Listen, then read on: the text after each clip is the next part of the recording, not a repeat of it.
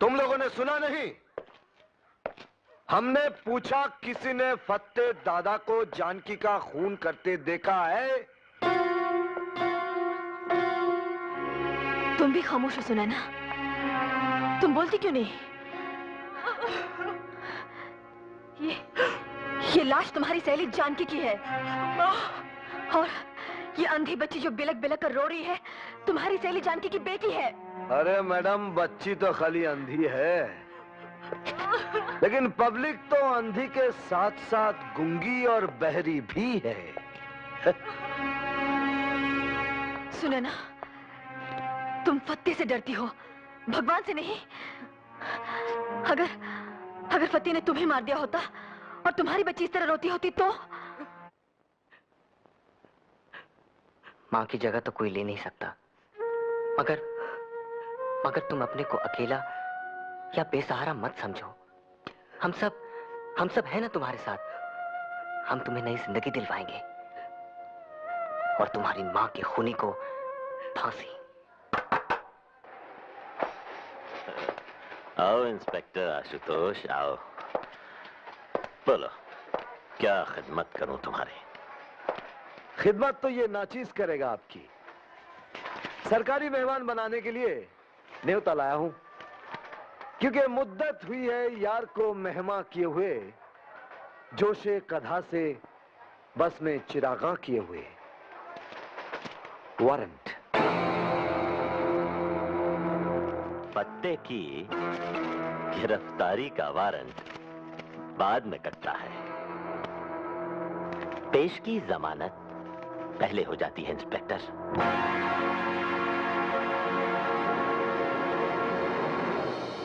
शराब! तुमने उनके साथ बदतमीजी की, उनकी तौहीन की, और सच पूछो तो उनके नाम गिरफ्तारी का वारंट कटवाना ही उनकी बहुत बड़ी तौहीन है। इन्हीं हरकतों की वजह से तुम्हारी तरक्की रुकी हुई है, और अगर तुम बाज नहीं आए तो मैं तुम्हें वार्न करता हूं कि तुम्हारी नौकरी भी जाती रहेगी। लेकिन मेरा ईमान तो बचा रहेगा ना सर। और वो तो आपने सुना ही होगा सर कि अच्छों को बुरा साबित करना दुनिया की पुरानी आदत है। Shut up. गुंडागर्दी, पुलिस नामर्दी, गुंडागर्दी, पुलिस नामर्दी। ये हाय हाय क्या बंद कर दो, हमको हमारा ड्यूटी करने दो। ड्यूटी? ड्यूटी किस चिड़िया का नाम है आपको पता भी है? मुझसे पूछिए मैडम, मुझसे। सलाम कर बे। ड्यूटी उस चिड़िया का नाम है जो अंडे नहीं देती, उसे मार कर खा जाने में ही अक्लमंदी है। जानकार लोग कहते हैं उसका मांस सही तब पकता है जब घूस के घी में भूना जाए। भूना। लगता है घूस का घी खा खाकर बहुत चर्बी चढ़ गई आपकी आंखों में। क्या हम जान सकती हैं कि आपकी वो मर्दानगी कहां गई जो फत्ते को हवालात में ला पटकने वाली थी? मैडम, मेरी मर्दानगी कानून की नामर्दी से घबराकर खुदकुशी करने चली गई। कानून से फत्ते को बाइज्जत जमानत मिली और मुझे फटकार सुनाकर बेइज्जत किया गया। लेकिन क्यों? क्योंकि फत्ते कंगला टोला का नेता है। नेता नहीं, दादा है। नेतागिरी का झंडा अपने यहां दादागिरी के डंडे पर ही लहराता है। झंडा आसमान पे लहराता है और डंडा जाने दीजिए। भाइयों और बहनों, पुरुषोत्तम जी की तारीफ में कुछ भी कहना सूरज को दिया दिखाने वाली बात है। आज दशहरे का शुभ दिन है। कई बरस पहले पुरुषोत्तम जी ने इसी रोज भ्रष्टाचार के रावण को मारने का संकल्प लेकर गरीबों की एक अलग पार्टी बनाई थी। मैं पुरुषोत्तम जी से अनुरोध करता हूं कि वो इस दोहरे शुभ दिन पर आप सबको अपना संदेश दें, अपनी सीख दें। भाइयों और बहनों, चरणदास जी जो हमारी और आपकी पार्टी की ओर से मुख्यमंत्री पद के उम्मीदवार हैं, एक बात गलत बोल गए। मैं यहां आपको सीख देने के लिए नहीं, आपसे सीख लेने के लिए आया हूं। आप गरीब भाई बहन ही मुझे सिखा सकते हैं इंसान क्या होता है, इंसानियत क्या चीज है। कौन हमारा, किसके हम? ये अपनापे के रिश्ते भी बस गरीब लोगों में ही होते हैं। अमीर और अय्याश तबका तो न अपनी मां का सगा है और न भारत माता का सगा है। बेईमान नेता, बेशर्म सेठ, बेदद बुद्धिजीवी और बेरहम गुंडे इस देश को बेमुरवत होकर लूट रहे हैं। गरीबों के खून पसीने से अपनी खुशहाली की फसल सींचने वाली इस चंडाल चौकड़ी से लड़ने के लिए और भारत से भ्रष्टाचार को मिटाने के लिए मुझे आप लोगों की मदद चाहिए। मुझे लंबी चौड़ी बातों में विश्वास नहीं है। मैं सिर्फ इतना कहता हूं कि चरणदास की सरकार सच्ची और साफ होगी। वो पाप का मुंह काला और पुण्य का बोलबाला कराएगी। पुरुषोत्तम एक आया है। पुरुषोत्तम जी, क्या आप फत्ते दादा जैसे राक्षस को साथ लेकर रामराज कायम कीजिएगा? स्मगलर ये है, खूनी ये है, जहरीली शराब ये बेचता है, चकले ये चलाता है। क्या बकती है, उठाकर बाहर फेंक दो इसे।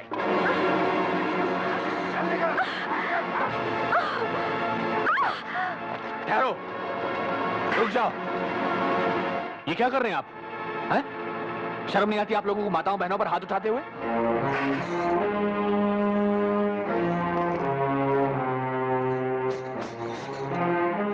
फत्ते जी। इनसे माफी मांगो। पुरुषोत्तम जी, आप समझते नहीं, ये आपके दुश्मन सत्तार की भेजी हुई है। जिसके दोस्त फत्ते दादा जैसे हों, उसके लिए दुश्मनों की क्या जरूरत है? चरणदास, अगर तुम मुख्यमंत्री पद के लिए मेरा आशीर्वाद चाहते हो तो फत्ते के खिलाफ फौरन कार्रवाई करवाओ। आप चरणदास जी के साथ थाने में जाइए। अगर फिर भी कार्रवाई ना हो तो मुझे फोन कीजिएगा। जी अच्छा, शुक्रिया। आपका नाम क्या है? भवानी। जाइए, आइए। मंगल, हुजूर। इसके बारे में पता करो, कौन है ये? अभी लीजिए जनाब। शिव शिव शिव शिव शिव शिव। लड़कियां खरीदने बेचने से जेबा से शिव राजनवा आपको रोक रहा है तेजपाल सेठ। हाँ जी। तो इस तरह तो अपना हुसन मंडी वाला तंदाई चौपट हो जाने वाला है प्रभु। धर्मदास, एसीपी शिवराजन को खत्म करा दो, मगर इस तरह कि शक सत्तार के गिरोह पर जाए। शुक्रिया। तेजपाल सेठ, कोरा शुक्रिया प्रभु को पसंद नहीं है। ऐसी बात नहीं है, लीजिए। पूरे 10 लाख की पेटी है। धन्यवाद। और दानबल, तुम्हारा मुंह कैसे लटका हुआ है? मुंह तो मेरा लटके ही लटके पुरुषोत्तम जी। ये चरणदास जी कहते हैं मने आप ही पेनल्टी समेत 20 लाख को टैक्स भरना पड़ेगा। बिल्कुल ठीक कह रहे हैं। तुम्हें समझना चाहिए दानमल कि चुनाव के मौके पर हमारी पार्टी का हर आदमी नेक और शरीफ नजर आना चाहिए। शराफत में तो मैं लोगों की आफत हो जाएगी पुरुषोत्तम जी। घबराओ मत, चरणदास मुख्यमंत्री बन गया तो टैक्स में तुम्हारा 1 करोड़ रुपया बचवा देंगे। जय त्रिशूलधारी, साहब कृपा है तुम्हारी। और कोई खास बात? प्रभु जी, ये तापड़िया सेठ अफीम और गांजे के धंधे में आने के लिए आपका आशीर्वाद चाहते हैं। आशीर्वाद के लिए धन्यवाद दे दो।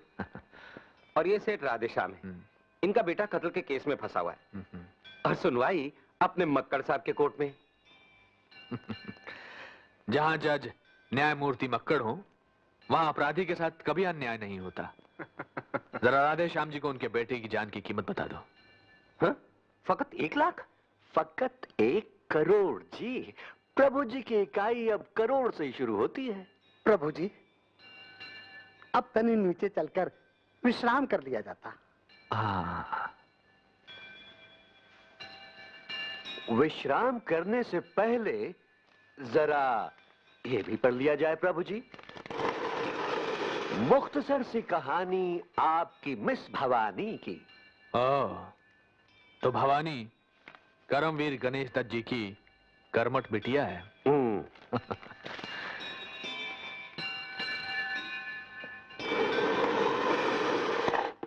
फत्ते को आप अंदर करवा दिए, इसे तमाम साथी लोग दुखी हैं। चुनाव के समय जनता को खुश करना जरूरी होता है, साथियों को नहीं। पुरुषोत्तम जी, ये काम आप भवानी को खुश करने के लिए किए। जेवा से औरत आपकी सबसे बड़ी कमजोरी है। भवानी तो हमारी ताकत बनेगी धर्मदास, कमजोरी तो फत्ते है। फत्ते हमारा आदमी है, कंगला टोला के सारे काले धंधे वो हमारी खातिर चला रहा है। इसीलिए वो हमें कंगला टोला कभी खाली कराने नहीं देगा। तुम्हें पता नहीं कि कंगला टोला की जमीन कितनी कीमती है, और वैसे भी उसका क्या भरोसा, कभी भी सत्तार की गुट में शामिल हो सकता है। वो सब तो ठीक है, मगर वो भवानी गणेश दत्त की बिटिया है। वो भी हमारे लिए उसी तरह काम की साबित होगी जैसे गणेश दत्त हुआ था। जाओ, भवानी का सिक्का जमाओ और भुनाओ, हम भोग लगाते हैं। प्रभु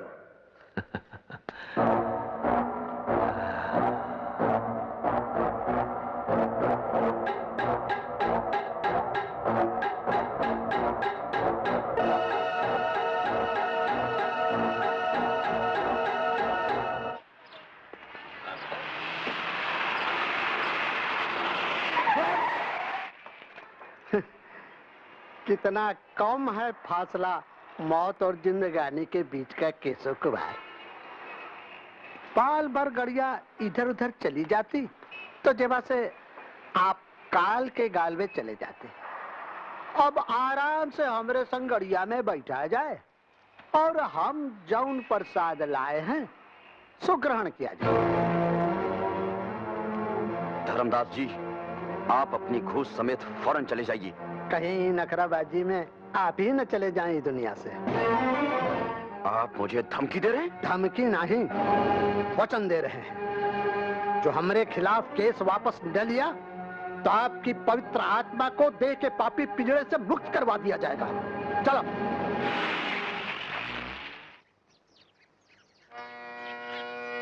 सा रे गा मा पा धा नी सा। भाई वाह गोपाल भैया, तुम खुद तो सारा दिन सारे गा माँ करते रहते हो, अब इसे भी करने लगे हैं? और माँ को अकेला क्यों छोड़ दिया कमरे में? माँ के पास केशव भाई साहब बैठे हैं। हाँ, अब जा करके रट्टा मारो, चलो।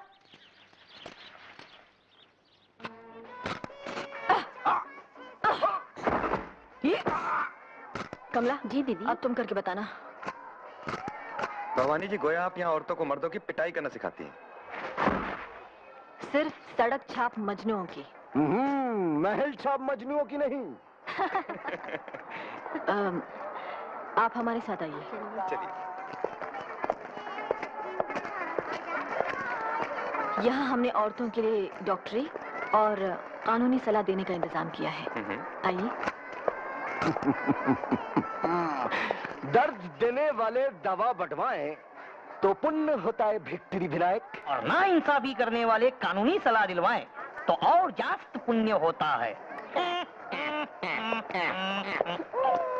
जो औरतें पहले समाज के हाथों मजबूर थीं, हमने उनके लिए इज्जत से जीने के नए रास्ते खोले हैं। और उन्हें खोलने के वास्ते पैसे किस धर्मात्मा ने दिए हैं? जो इधर में पहले चकला खोले ले थे। इंस्पेक्टर, आपको यहाँ कोई काम है? है ना, सलाम करना है कंगला टोला के नए दादा नई दादी को। देखिए इंस्पेक्टर, हम न यहाँ की कोई दादा है ना दादी, हम तो इन औरतों की सहेली हैं। हम न सिर्फ इन्हें दादाओं से बचाएंगी, बल्कि दादाओं को सलाम करने वाले थानेदारों से भी। वाह वाह, उठ गई दुनिया से राहो रस्म यारी। हाय हाय। आपने कुछ कहा? जी हाँ, कह रहा था कि आप भी एक मोहरा बन गई हैं किसी की राजनीतिक शतरंज का।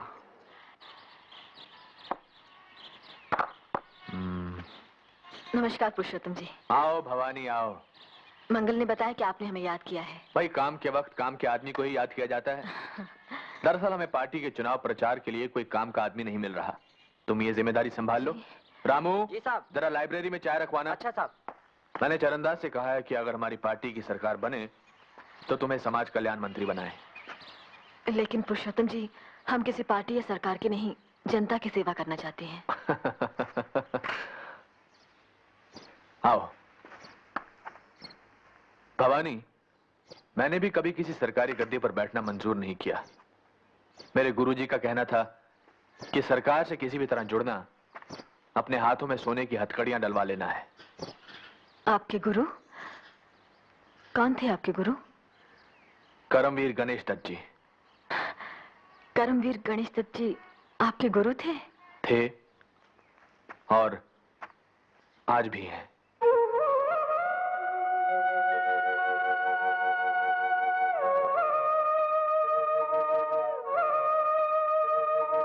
देखो भवानी, मुझे मालूम है कि तुम्हें मेरे सहारे की जरूरत नहीं,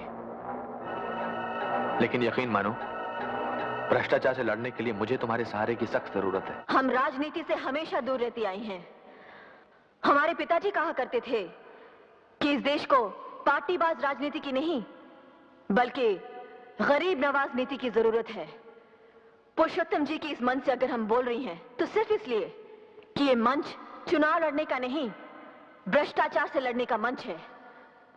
भाइयों और बहनों, भ्रष्टाचार को मिटाने के लिए, भारत को फिर से भारत बनाने के लिए पुरुषोत्तम जी के हाथ को मजबूत कीजिए।